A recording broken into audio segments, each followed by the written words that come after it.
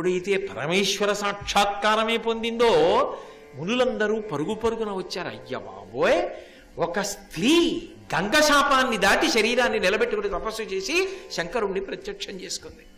అంబ ఒక గొప్ప దర్శనీయ మూర్తి అయిపోయాడు. అందరూ వచ్చారు. శంకరుడు ప్రత్యక్షమై ఏం కావాలన్నప్పుడు ఆవిడ వరం అడిగింది, నేను భీష్ముణ్ణి చంపాలని. ఆయన అన్నాడు, ఇప్పుడు కుదరదు, ఈ జన్మలో నువ్వు చేయలేవు, కానీ నీకు ఈ జన్మ పూర్తయిపోయిన తర్వాత వచ్చే జన్మలో ద్రుపద మహారాజు గారికి కూతురు వై పుడతావు. కూతురు వై పుట్టి కొంతకాలం కూతురుగా ఉండి తర్వాత కొడుకుగా మారిపోతావు. అలా కొడుకుగా మారిపోయిన తర్వాత యుద్ధ భూమిలో భీష్ముడికి ఎదురు నిలబడతావు. నిలబడినప్పుడు భీష్ముడు నీతో యుద్ధం చేయడం కుదరదు, నా వరం ఉంది కాబట్టి నువ్వు భీష్ముణ్ణి పడగొడతావు యుద్ధ భూమిలో. అప్పుడు భీష్ముడి మరణానికి కారణమవుతావు. కాబట్టి ఈ జన్మలో మాత్రం భీష్ముడిని చంపవు, వచ్చే జన్మలో నీ కోరిక తీరుతుంది. ఆమె అంది, వచ్చే జన్మలో భీష్ముడిని చంపేస్తానన్నావు కాబట్టి, నేనే భీష్ముడి మరణానికి కారణం అవుతానన్నావు కాబట్టి నా ఆయుర్దాయం పూర్తయ్యే వరకు బ్రతికి ఉండడం నాకు ఇష్టం లేదు. ఇప్పుడు చచ్చిపోయి మళ్ళీ పుట్టేసి చంపేయాలి భీష్ముడిని అని వెంటనే ఎండుకర్రలు తెచ్చి పేర్చి అగ్నిని రగల్చి అందులో దూకి చచ్చిపోయింది. అంటే అసలు ఆ పగకి ఎక్కడైనా అర్థం ఉందండి? దానికి ఏమైనా అంతుందా? అంటే ఆవిడ తనంత తాను శరీరం పడిపోయే వరకు కూడా ఇక వేచి ఉండలేకపోయింది. అంతసేపు నేను ఆగలేను, నాకు ఉత్తర జన్మ వచ్చేయాలి, వచ్చేసి నేను భీష్ముడిని చంపేయాలి. ఏమిటి అర్థం లేని కోరిక? పరమశివుడంతటి వాడిని దర్శనం చేయడం ఏమిటి, ఇంత తపస్సు చేయడం ఏమిటి, గుండెల్లో ఆ కక్ష ఏమిటి, ఆ పగలేమిటి అంటే దానికి ఏమని చెప్పాలి? ప్రారబ్ధం అని చెప్పాలి. ఒక్కొక్కసారి మీరు అటువంటి దుర్మార్గుడి దృష్టిలో పడ్డం మీ ప్రారబ్ధం అని చెప్పాలి, మీరు దురదృష్టం అని చెప్పాలి. అంతకన్నా దానికి హేతువులు ఉండవు. అదేమిటండి మిమ్మల్ని ఎందుకండి తిడుతున్నారన్నారనుకోండి, ఆయన సాధు పురుషుడు, ఆయన ఎవరి జోలికి వెళ్ళడం, కానీ ఆయన నోడు తిడుతున్నాడు. ఎందుకంటే ఆయన మిమ్మల్ని తిడతాడు అని అడిగారు అనుకోండి, నా కర్మ ఏమిటంటే నేను ఆయన దృష్టిలో పడ్డానండి అంతే, అంతకన్నా ఏముండదు. ఇంకా అంతకన్నా అక్కడ చెప్పడానికి ఏముంటుంది? అలాగే మనసు సరిపెట్టుకోవాలంతే. అంతకన్నా మీరేం చేస్తారు మరి? భీష్ముడికి అంబ విషయంలో అంతే. ఇది నేను చెప్పట్లా, నారదుడు చెప్పాడు. ఏమని చెప్పాలంటే అంతే, అంతకన్నా చెప్పడానికి ఏం లేదు భీష్మాచార్య అన్నాడు. ఎందుకంటే ఆవిడికి నా మీదంత పగ అని అడిగాడు. నారదుడు వచ్చి చెప్తున్నప్పుడు, ఇలా చేసింది సుమా, శంకరుడు ప్రత్యక్షం అయ్యాడు, వరం పుచ్చుకుంది, వచ్చే జన్మ వరకు ఆగనని సమిధలు పేర్చి అగ్ని రగల్చి అందులో దూకి చచ్చిపోయిందని చెప్పాడు. చచ్చిపోయింది ఏం చేసింది? అక్కడతో అయిపోయింది అనుకుంటున్నారా కదా? ఎన్ని మలుపులు! అక్కడ ద్రుపదుడు తన ధర్మపత్ని కోకిలాదేవి, ఆ కోకిలాదేవికి ద్రుపదుని వలన సంతానం కలగలేదు. ఎవరికైనా తల్లి కావాలని కోరుకుంటుందిగా. నేను తల్లి కాలేదని కోకిలాదేవి బాధపడుతుంటే ద్రుపదుడు శంకరుణ్ణి ఉద్దేశించి తపస్సు చేశాడు. పరమశివుడు ప్రత్యక్షమయ్యాడు. ఏం కావాలన్నాడు? భీష్ముణ్ణి చంపగలిగిన కొడుకు కావాలన్నాడు. ఆయనకెందుకు భీష్ముడి మీద పగ? ద్రుపదుడు ఒక విచిత్రమైన వ్యక్తి. మహాభారతంలో ద్రోణుణ్ణి చంపే కొడుకు కావాలని యజ్ఞం చేశాడు. అర్జునుడికి భార్య అయ్యే కూతురు కావాలని ద్రౌపదీదేవి కోసం యజ్ఞం చేశాడు. భీష్ముణ్ణి చంపే కొడుకు కావాలని శివుడి గురించి తపస్సు చేశాడు. భీష్మద్రోణుల మరణానికి, పాండవులకి ద్రౌపదీదేవి భార్య కావడానికి ఆయనే కారణం. ఎందుకు ఆయనకి ఎందుకు కోపం అంటే ఒక్కటే కారణం. ద్రోణుడికి ఆశ్రయం ఇచ్చింది ఎవరు? భీష్ముడేగా. భీష్ముడు ఆశ్రయం ఇచ్చి ఊరుకున్నాడా? అప్పటి వరకు కొడుక్కి పాలు పట్టడానికి అవకాశం లేని వాడిని పాండవులకి గురువుగా పెట్టాడు. గురువుని చేసి అంతఃపురంలో తనతో సమాన స్థానం ఇచ్చాడు. ఇప్పుడు ఆయన ఏం చేశాడు? విలువిద్యంతా ఈ పిల్లలకి నేర్పి నాకు గురుదక్షిణ ఇవ్వండి అన్నాడు. ఏమిటి గురుదక్షిణ అంటే? వెళ్ళి అదిగో ద్రుపదుణ్ణి కట్టి తీసుకురండి అన్నాడు. అర్జునుడు వెళ్ళి కట్టి తీసుకొచ్చాడు. ఇదంతా కట్టి తీసుకొచ్చిన వాడు ద్రోణాచార్యుడు కాబట్టి ద్రోణుణ్ణి చంపే కొడుకు కావాలి యజ్ఞం చేశాడు. అసలు భీష్ముడు ఆశ్రయం ఇవ్వకుండా ఉంటే ఈ గొడవ వచ్చేది కాదు. అందుకని భీష్ముడి మీద పగ. ఇప్పుడు కొడుకు కావాలి, బాగుంది అక్కడ వరకు. ఆ కొడుకు ఎలాంటి వాడు అయ్యి ఉండాలి? భీష్ముడిని చంపేవాడు అయ్యి ఉండాలి. అంటే మనసులో భీష్ముడి మీద ద్వేషభావం. ఆ భీష్ముడిని నేనేం చేయలేను. తెరమాటు ప్రయత్నాలన్నీ ఎందుకు వస్తాయి? ఎదురుగుండా వచ్చడానికి ఏం లేకపోతే సరుకు. కాబట్టి వెనకాతల ఉండి యుద్ధం చేయాలి. తాను ఎదురుగుండా వచ్చి యుద్ధం చేయలేకపోతున్నాడు. ఇప్పుడు ఎదురుగుండా నిలబడి పడగొట్టగలిగిన కొడుకు పుడితే తాను చెయ్యలేనిది కొడుకు చేస్తే తనకో సంతోషం. అందుకని చెప్పి శంకరుణ్ణి వరం అడిగాడు. నాకు భీష్ముణ్ణి చంపే కొడుకుని కటాక్షించమన్నాడు. ఆయన అన్నాడు, కూతురై పుట్టి పదపడి కొడుకుతనముగాంచి భీష్ముని ఆజిరంగమున చంపు, అట్టి ఉజ్వలాపత్యంబు పుట్టు నీకు, తప్పదిది అని రుద్రుండు చెప్పిచనియే. ద్రుపద మహారాజా, నీకు కూతురు పుడుతుంది, కంగారు పడకు. ఇదేమిటి, నేను భీష్ముడిని చంపే కొడుకుని అడిగితే శంకరుణ్ణి కూతురు పుట్టింది ఏమిటి అని అనుకోకు. ఆ కూతురు తర్వాత కొడుకు అవుతాడు. ఆ కూతురు కొడుకు అయిన తర్వాత వాడు భీష్ముడిని చంపుతాడు. నీకు ఆ వరం ఇస్తున్నాను, బెంగపెట్టుకోకు, నా మాట తప్పదు సుమా, అనుమానపడకు, కూతురు పుట్టి కొడుకు ఎలా అవుతాడని బెంగపెట్టుకోకు అని చెప్పి ఆయన అంతర్ధానం అయిపోయాడు. ద్రుపద మహారాజు గారు అంతఃపురంలోకి వెళ్ళిపోయాడు. ఇక్కడ అంబ అగ్నిలో ప్రవేశించింది. మరి ద్రుపద మహారాజు గారికి వరం ఉంది కదా, శంకరుడి వరం. అందుకని ఇక్కడ కాలిపోయిన అంబ అక్కడ ద్రుపదుడికి కోకిలాదేవి గర్భంలో కూతురుగా పుట్టింది. శిఖండి అని పేరు పెట్టాడు. అందుకే మాట వినకుండా మొండి పట్టుదలతో పగతో ఉంటే శిఖండిలా దొరికింది ఏమిట్రా అంటుంటారు. శిఖండి అన్న పేరుతో పుట్టింది. ద్రుపదుడు కోకిలాదేవి రహస్యంగా సమాలోచన చేశారు. ఈ పిల్ల కాదు, పిల్లవాడు కదా, శంకరుడు వరం ఇచ్చాడు కదా, ఆడపిల్లగా పుట్టి మగపిల్లవాడు అయిపోతాడని చెప్పారు కదా. ఇప్పుడు కొన్నాళ్ళు ఆడపిల్లని చెప్పి, లేదు మా అమ్మాయి కదా అబ్బాయి అయిపోయాడంటే అందరు అడుగుతారు, ఇదేంటి అమ్మాయిగా పుట్టి అబ్బాయి ఎందుకు అయ్యాడని చెప్తారు. భీష్ముడిని చంపడం కోసం వరం అడిగితే ఇలా ఇచ్చాడని చెప్తే కొంచెం అందరూ అదేమిటి భీష్ముడిని చంపడం కోసం వరం అడగడం ఏమిటి, అంతటి ధర్మాత్ముడు, అంతటి జ్ఞాని, అంతటి మహానుభావుడు చీ ద్రుపదుడు అంటారు. అందుకని ఎవరికి తెలియకూడదు. అందుకని ఆయన ఏం చేశాడంటే, నాకు పుట్టింది కొడుకే అని చెప్పేశాడు.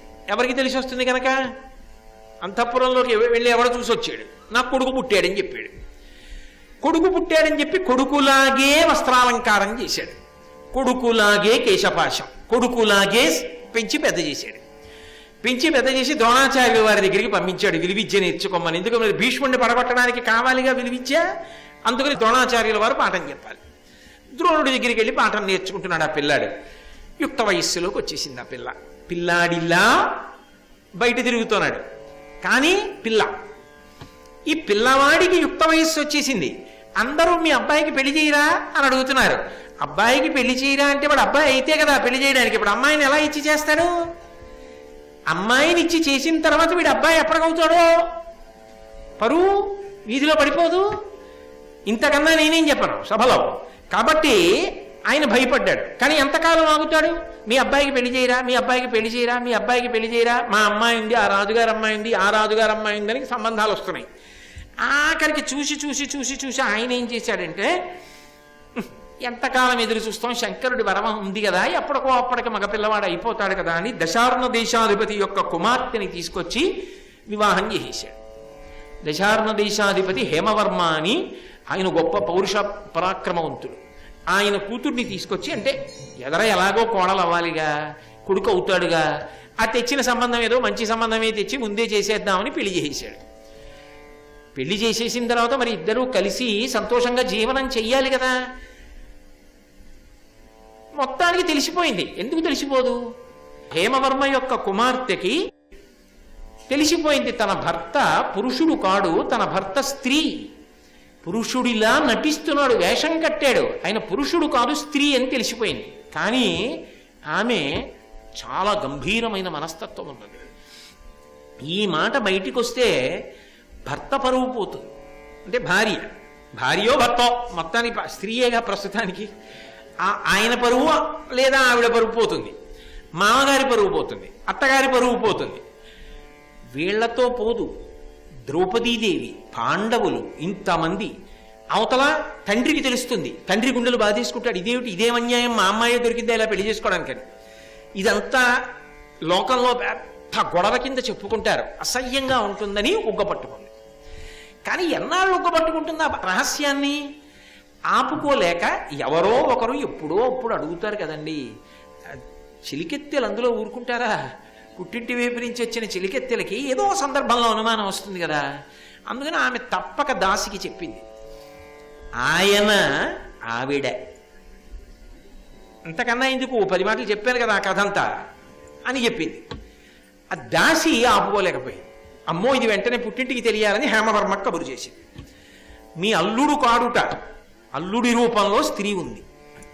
హేమవర్మ రాయబారిని పంపించాడు. ఇంత మోసం చేస్తావా? ఇంత మోసం చేసి నా కుమార్తెని కోడల్ని చేసుకుంటున్నానని చెప్పి ఆడపిల్లకిచ్చి పెళ్లి చేశావా? కనీసం నువ్వు మగవాడిగా నిలబడి యుద్ధానికి రా అని కబురు చేశాడు. కాదు, ఎవరు చెప్పారు? నా కూతురు కాదు కొడుకే అన్నాడు ద్రౌపదుడు. ఇది అంత చటుక్కుని తీర్పు చెప్పే విషయమా? అంతఃపురం వరకు పరిమితం ఆ గొడవ.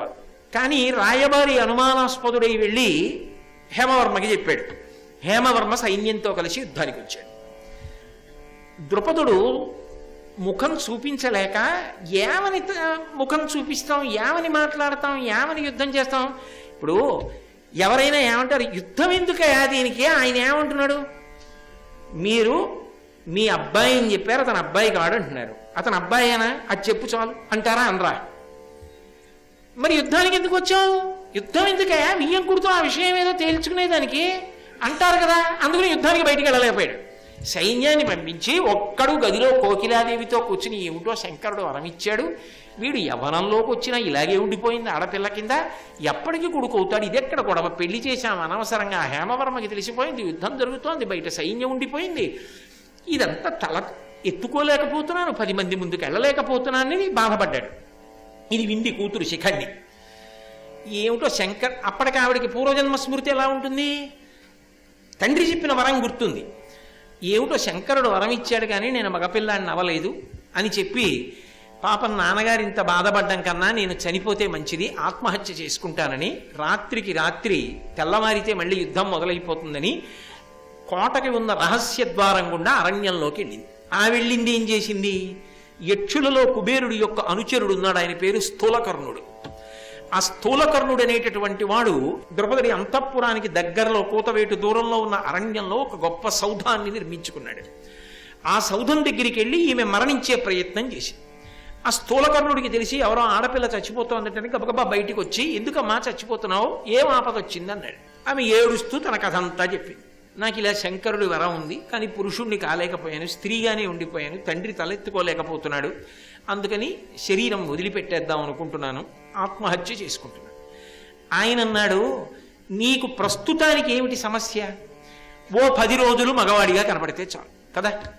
ఓ 10 రోజులు మగవాడి అయ్యావు అనుకో, మీ మామగారు ముందు నమ్ముతారు నువ్వు మగాడివని, యుద్ధం ఆగిపోతుంది, మీ నాన్నగారి పరువు నిలబడుతుంది.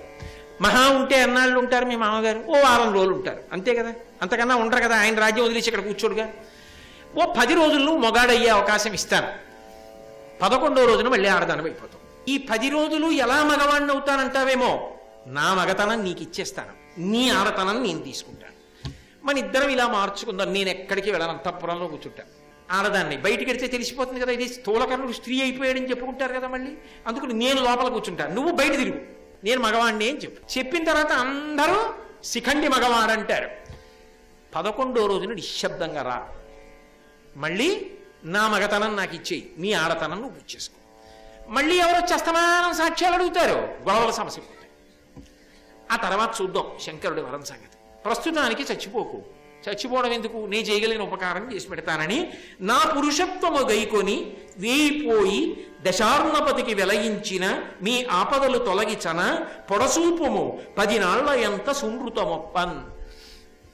10 రోజుల తర్వాత మాత్రం వెనక్కి వచ్చి మళ్ళీ నువ్వు నాకు చెయ్యవలసిన ప్రత్యుపకారాన్ని చేసేసి నా మగతనం నాకు ఇచ్చేసి నీ ఆడతనం నువ్వు తీసుకుపో అన్నాడు. ప్రస్తుతానికి గట్టెక్కిపోతాను అంతే చాలు. స్థూలకర్ణుడు ఆమెని పురుషుణ్ణి చేశాడు, స్థూలకర్ణుడు స్త్రీ అయిపోయాడు. వాళ్ళకున్న శక్తులు అటువంటివి, వాళ్ళు యక్షులు. ఈమె పురుషుడయ్యాడు కాబట్టి సంతోషపడిపోయి అంతఃపురంలోకి వెళ్ళి నాన్నగారు నేను మగవాణ్ణి, అమ్మాయి అమ్మ సమస్యలన్నీ తీరిపోయి అని చెప్పి, యుద్ధం ఎందుకు బియ్యం కొండి లోపలికి రమ్మని బావగారు రండి అన్నాడు. ఏదో గొడవలు పడ్డారు, మొత్తానికి చికండి పురుషుడే అని హేమవర్మ నమ్మాడు. నమ్మి అల్లుడు స్త్రీ అనుకున్నాను, ఏమిటో ఎవరో చెప్పారు, బావగారు ఏమనుకోకండి, ఏమిటో ఇలాంటి కారణాలకు యుద్ధాలు ఏమిటి, బయట ఎంత పరుగు పోతుంది, నాకు చాలా నమ్మకం కలిగింది కాబట్టి నేను వెళ్ళిపోతున్నాను మా రాజ్యానికి, మీరు ఏమనుకోకండి అన్నాడు. అసలు రహస్యం తెలుసున్నవాడు కాబట్టి ద్రౌపదుడు ఏమీ తెలియనట్టు, పోన్లేండి బావగారు ఏదో చెప్పుడు మాటలు విని వచ్చారు, దానికి ఉంది పెద్ద నేనేమి పట్టించుకోను, మనం కలిసి ఉండవలసిన వాళ్ళం అనో దుశ్శాలుగా కప్పేసి బట్టలు పెట్టేసి సత్కారం చేసి రథం ఎక్కించి పంపించేశాడు. ఆ హేమవర్మ వెళ్ళిపోయాడు. శిఖండి మామగారు వెళ్ళిపోయినా 10 రోజుల సమయం ఉందిగా, ఇప్పుడు ఎందుకు వెనక్కి వెళ్ళిపోయి ఇచ్చేసేయడం, మళ్ళీ గబుక్కునే ఆపద వస్తుందో అని మగవాడిగానే ఉండిపోయాడు. ద్రౌపదుడి అంతఃపురంలో 10 రోజుల వరకే ఉందామని, పాపం అంతకన్నా మోసం చేద్దామని ఆయన అనుకోలే. కానీ స్థూలకర్ణుడి కర్మ కాలిపోయింది. ఈలోగా యక్షుల యొక్క అధిపతి కుబేరుడు ఆ ప్రాంతానికి వచ్చాడు. ఆ ప్రాంతానికి వచ్చి విహారం చేస్తూ నిలబడి, ఒరే స్థూలకర్ణుడు నాకు నమస్కారం చేయడానికి బయటికి రాడే యక్షుల అధిపతిని కుబేరుణ్ణి, నేనే వచ్చినా వాడు ఎందుకు రాడు రా అన్నాడు. ఇవి ఇంత అధిక్షేపణ, ఇంత వ్యగ్రతతో ప్రవర్తిస్తాడా, ఎందుకు రాడు అని అడిగారు. అయినా రాడే, ఎందుకు రాడని ఆశ్చర్యపోయి కుబేరుడి దగ్గర ఉన్నటువంటి కొంతమంది భటులు అంతఃపురంలోకి వెళ్ళారు. ఆయన సిగ్గుపడుతూ అన్నాడు, ఏమనుకోకండి, నేను ఆడదాన్ని అయిపోయాను. నేను ఇప్పుడు కుబేరుడి దగ్గరికి వచ్చి ఆడదానిగా నిలబడితే ఇలా ఏమిట్రా, ఇలా ఎట్టి ఉపకారాలు ఏమిట్రా అని కుబేరుడు నింద చేస్తాడేమో అని భయపడి నేను రావట్లేదన్నాడు. అసలు ఆడదైపోవడం ఏమిట్రా, రమ్మనవాడిని అన్నారు కుబేరుడు. అంటే స్థూలకర్ణుడు సిగ్గుపడుతూ వచ్చి నిలబడి, అయ్యా ఏమనుకోకండి అని మాట కూడా పోనీ చెప్పలేదు. చెప్పకుండా ఏం చెప్తే ఏమవుతుందో అని ఏమీ చెప్పకుండా సిగ్గుపడి తలంచుకునించున్నాడు. కుబేరుడికి చూసి ఒళ్ళు మండింది. ఏమిటి యక్షుడు ఏమిటి, పురుషుడు ఏమిటి, వీడి స్త్రీ అయిపోవడం ఏమిటి, మాట్లాడడం ఏమిటి, బయటికి రాడేమిటి, ఈ అంతఃపురం ఏమిటి, వీడి వల్ల ఇంకా యక్షజాతి గౌరవం ఏం నిలబడుతుంది అని, ఊరే నువ్వు ఎందుకు చేశావో నాకు తెలియదు, ఎందుకు ఆడదానివయ్యావో నాకు తెలియదు, కానీ నువ్వు శాశ్వతముగా ఆడదానిగా ఉండిపో అనగానే ఆయన బేరపడ్డాడు. అని పక్క వాళ్ళని చెప్పండిరా బాబు సార్ అన్నాడు. అనగానే వాళ్ళందరూ చెప్పారు, అయ్యా ఇక్కడికి వచ్చి ఒక ఆడది ఆత్మహత్య చేసుకుంటూ ఉంటే ఉపకారం చేయబోయాడు పాపం. 10 రోజులు మగతనం ఒప్పించాడు. 11వ రోజున మళ్ళీ యక్షుడైపోతాడు, మగవాడైపోతాడు. చటుక్కుని మీరు ఇలాగే ఉండిపో అన్నారు. ఇప్పుడు ఎలా, మీ శాపం అడ్డొచ్చింది అన్నారు. అంటే కుబేరుడు ఆలోచించి, వీడు ముందు మాట్లాడద్దురా, మరి వీరేం శంకరుడి యొక్క వరం పనిచేస్తోంది అక్కడ. వీడు ఏమీ మాట్లాడకుండా నించుంటే నాకు చీకాకు వచ్చింది, శాపం ఇచ్చాను. వీడు మాట్లాడద్దు ముందే, చిన్న సవరణ చేస్తాను. శిఖండి బ్రతికున్నంత కాలం వీడు ఆడదే, శిఖండి మరణించగానే వీడు మళ్ళీ పురుషుడు అవుతాడు అన్నాడు. 11వ రోజున శిఖండి వచ్చాడు. వచ్చి, అయ్యా సమస్యలన్నీ పరిష్కారం అయిపోయి చాలా కృతజ్ఞతలు, నా పురుషత్వాన్ని మీరు తీసుకుని మళ్ళీ నా స్త్రీత్వాన్ని నాకు ఇచ్చేసేయండి అన్నాడు.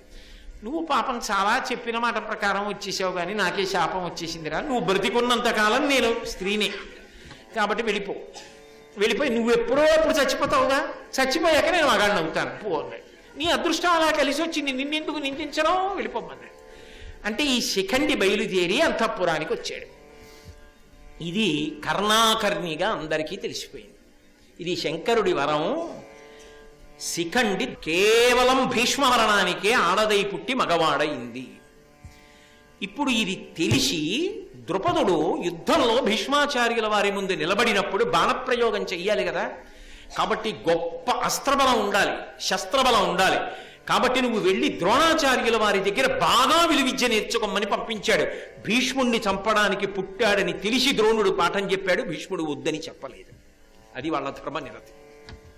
వాడు క్షత్రియుడు, ద్రుపదుడి కొడుకు, వాడు అర్హుడు విలువిద్య నేర్చుకోవడానికి. నేనెందుకు కాదనాలి, భీష్ముడు అడ్డగించాలి. ద్రోణుడు భీష్ముణ్ణి చంపడానికి నీకు నేను పాఠం చెప్పనా అని చెప్పకుండా ఉండాల. భీష్ముణ్ణి చంపడానికి పుట్టిన శిఖండికి పాఠం చెప్పాడు, తనని చంపడానికి పుట్టిన దృష్టద్యుమ్నుడికి పాఠం చెప్పాడు. అది ఆ గురుస్థానాల యొక్క గౌరవం. గురువుని పిలిపించుకోవడం అంటే అదిగో అంత సమర్థత ఉండాలి. వాళ్ళు గురువులంటే మహానుభావులు. అంత త్యాగనిరతితో అలా నిలబడ్డాడు ద్రోణుడు, అలా నిలబడ్డాడు భీష్మాచార్యుడు అని చెప్పి భీష్ముడు ఒక నియమం చెప్పాడు. యుద్ధభూమిలో స్త్రీ పేరు పెట్టుకున్న పురుషుడైన, స్త్రీగా పుట్టి పురుషుడుగా మారినవాడైనా నాకు ఎదురుగుండా వచ్చి నిలబడితే అటువంటి వాడితో నేను యుద్ధం చెయ్యను. నేను యుద్ధం చెయ్యను కాబట్టి అవతలవాడు బాణప్రయోగం చేస్తే నా శరీరం పడిపోయినా కూడా నేను దాని గురించి విచారించను. కాబట్టి శిఖండి కానీ యుద్ధానికి వచ్చి నా ఎదురుగుండా నిలబడితే శిఖండి వేసిన బాణాలు నాకు పువ్వులు తగిలినట్టు తగులుతాయి. వాడి బుర్రవాడిని నేను చంపుతాడు, వాడు చంపలేడు. కానీ శిఖండిని ముందు పెట్టి అర్జునుడు వెనక నుండి బాణప్రయోగం చేస్తే అవి పిడుగులు. ఆనాడు నేను రథం నుంచి డుళ్ళి కింద పడిపోతాను. అప్పుడు నన్ను ఇక శరీరము విడిచిపెట్టిన వాడి కిందే లెక్క. అంటే మరి అపశయ్య మీద పడిపోయాడుగా, స్వచ్ఛంద మరణం, తనంత తాను వదిలిపెట్టేయాలి. కాబట్టి శిఖండి నా మరణమునకు కారణము. అంబక పగపట్టి ఇటువంటి గొప్ప తపస్సు చేసి ఈ స్థితిని పొంది ఇటువంటి వరాన్ని పొందింది అని చెప్పుకుని శిఖండి తన మరణం కోసమే అంబ ఇంత పగపట్టిందని తెలిసినా మహానుభావుడు మాత్రం ఎన్నడూ శిఖండిని ఏమీ అనకుండా యుద్ధభూమిలో శిఖండిని అడ్డుపెట్టి అర్జునుణ్ణి బాణప్రయోగం చెయ్యమనండి అని చెప్పుకున్నవాడు భీష్ముడు. సర్వం శ్రీ ఉమామహేశ్వర పరబ్రహ్మార్పణమస్తు. స్వస్తి.